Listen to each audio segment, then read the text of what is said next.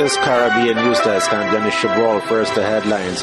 Caricom and wait-and-see approach on Guyana's political crisis, even as a divided civil society intervenes. Arson suspected as an air traffic communications tower in Dominica. Drug testing of students in St. Lucia raises ethical questions. And the Bahamas says farewell to internationally renowned evangelist Dr. Miles Monroe and his wife. Details coming up. We are one Caribbean, one people, one nation, facing the same destiny. So separated we are, as one let's come together. One market economy, Caribbean is how it should be. Let's support Caricom for Caribbean unity. It takes you, it takes me for Caribbean unity.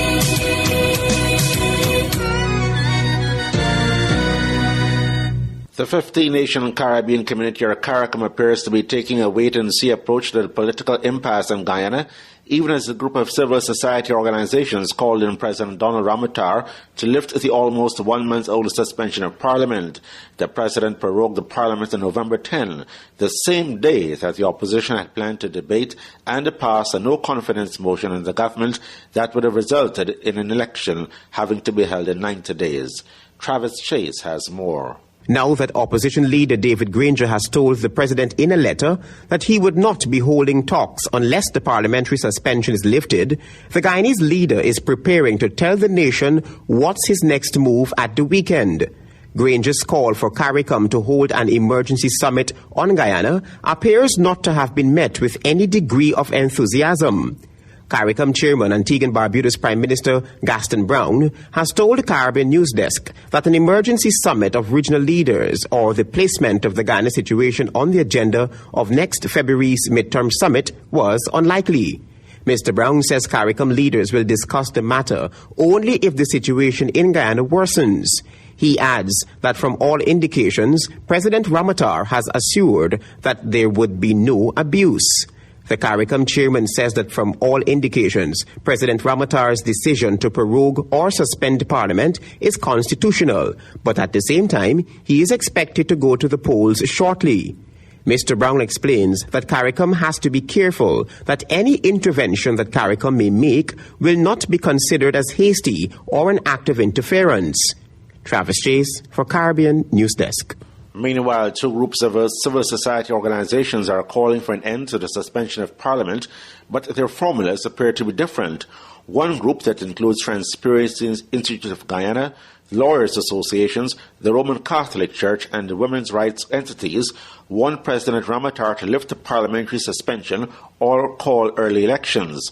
They are worried that Guyana is currently being governed in a manner that opposes the valued democratic principles of transparency, accountability, inclusion, and representation. Those civil society organizations want political leaders to engage in compromise, dialogue, trust, and reconciliation to help repair fragile, weak, and ineffective political culture, practice, and institutions that have led to this perilous period in our Guyana's history. The other group, which includes two trade union umbrella bodies, the Private Sector Commission and the Interreligious Organization, wants the President to reconvene Parliament no later than December 31. In exchange, they want the opposition to shelve the no-confidence motion for 1 month, during which time they will hold negotiations on resolving a number of outstanding issues, as well as hold joint talks on preparing the 2015 and the 2016 national budgets. That group says that during that 1 month period, the two sides will be expected to discuss the composition and implementation of all outstanding commissions that are required by the Constitution. Agreement on a date for local government elections before the life of the current Parliament comes to an end, and mechanisms by which the bills not receiving assent can be resolved. Chairman of the Private Sector Commission Ramesh Prasad does not believe that the absence of consensus on his grouping's approach will in any way diminish the efforts. What civil society is a very diverse group of organizations, you know. It is difficult to mobilize everybody to think the same way. But we are a major representative of our constituents, and we've spoken to Labour, we've spoken to most of the religion, and we intend to continue talking to people to bring them on board with this. I don't foresee we having the full support of all civil society, but we're trying to get as broad-based as much as practical. Dominica's police are treating the destruction of a communications tower at one of the island's airports as arson. The incident at the Douglas Charles Airport has resulted in the destruction of more than $2 million Eastern Caribbean dollars worth of aviation communication equipment. Air traffic operations have not been disrupted because backup equipment has been switched on. Dominica's Police Commissioner Daniel Carbon told Caribbean News Desk that investigators believe that the fire was the work of arsonists whose only motive was sabotage. Mr. Carbon appeals for information that will lead to the arrest of perpetrators. He declined to say whether the fire was connected to next Monday's general election. Incumbent Prime Minister Roosevelt Skerritt says he knows who's responsible for the fire. Some people, pushed by some people, burned down the communications tower.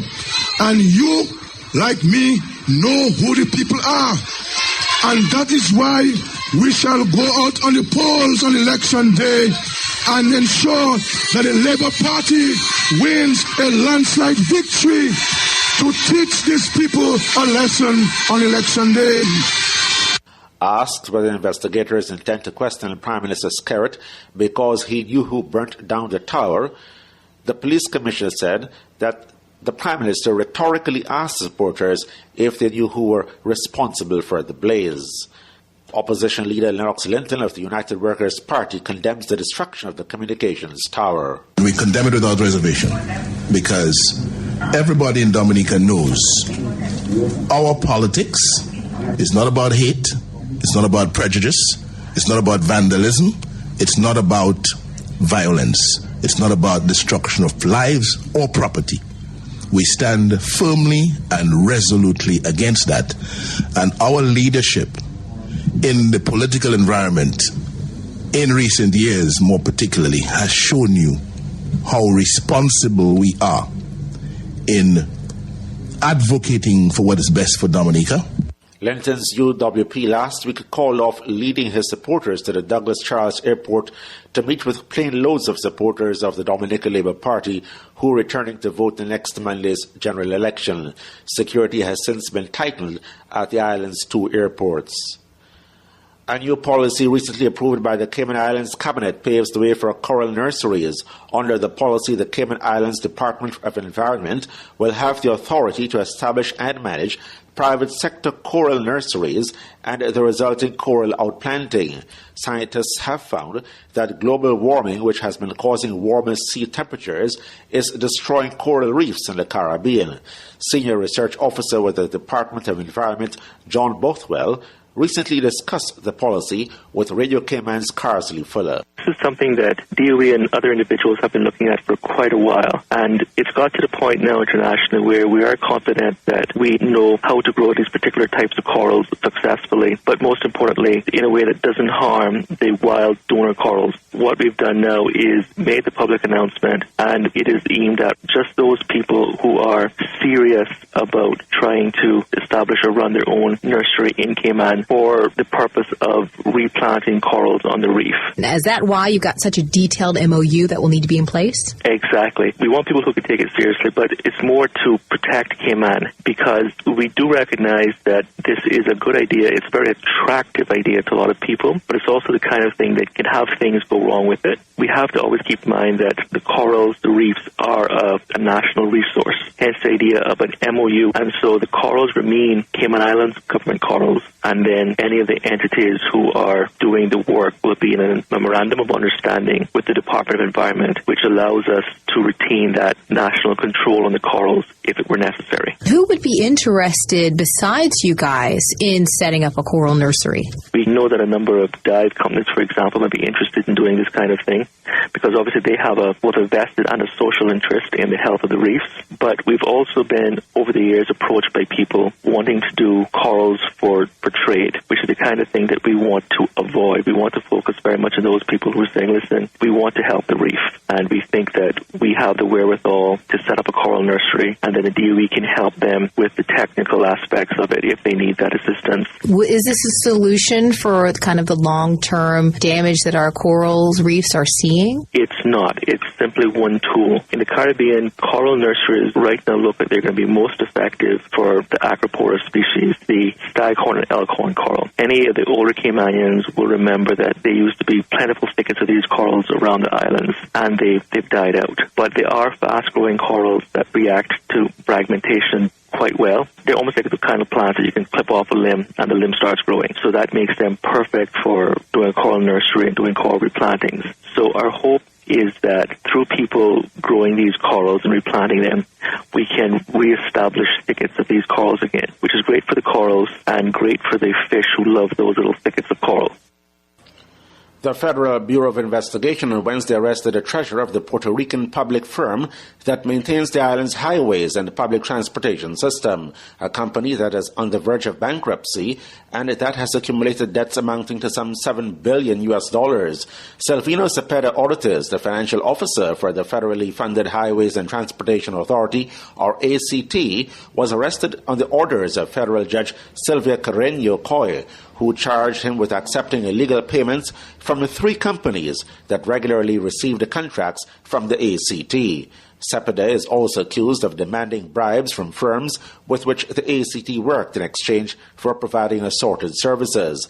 The head of the federal prosecutor's office on the island says that public officials who abused their positions of trust for their personal financial benefit undermine the integrity of their public entities and the availability of federal funds destined to finance important projects such as their highway infrastructure. She added that she will not cease her efforts to combat this type of corruption uncovered in the ACT, whose executive director, Javier Ramos Hernandez, confirmed in a communique Cepeda's arrest and his immediate suspension from his posts. Cepeda served in various posts within the Finance and Budget Office since joining the ACT in July 2000, and he had been the firm's treasurer since July 2012. Several secondary school students in St. Lucia have been tested positive for drugs, a move that has raised questions about the ethics of conducting such tests. Details in this report from Alison Kentish.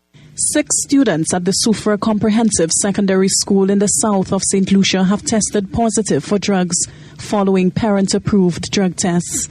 The country's Substance Abuse Advisory Council says it supports drug testing in schools, but Director Cyprian Yard warns that this must be done within the ambits of the law and children's rights. Usually, secondary school students are treated as minors, even if you may find a few who are over that age at which they can give consent. But in fact, if it is a program that has the support of the parents, I see no harm in that as long as it is a properly constructed program. The director of the Caribbean Drug and Alcohol Research Institute, Dr. Marcus Day, is against student drug testing. He says statistics have shown that this type of program can have damaging consequences for the youth.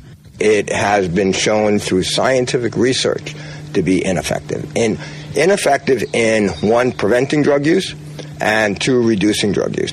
The principal of the Thur Comprehensive Secondary School says the students were tested after reportedly exhibiting erratic behavior.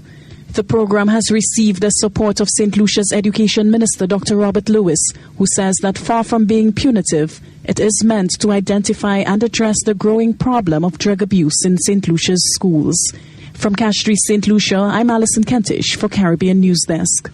Bahamian Prime Minister Perry Christie spoke at Thursday's state-recognized funeral service for prominent evangelist Miles Monroe and his wife and partner Ruth Ann Monroe. Monroe, 60, was the leader of the Bahamas Faith Ministries International and is the owner of a private jet that crashed in early November near Nassau's International Airport, leaving him, his wife, and 7 other people dead. The Prime Minister said that to honor Monroe's legacy, Bahamians should lead lives of high purpose that ennoble themselves and ennoble us all as a society, as a people, and as a nation under God. And that's it for